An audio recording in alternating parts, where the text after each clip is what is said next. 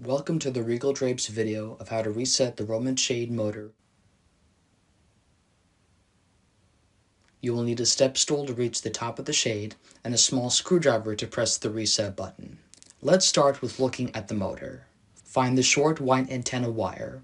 The reset button is under the small flap with the hole next to the antenna.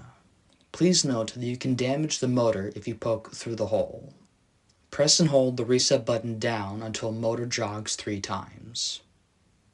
A jog is a small shade movement that goes up and down.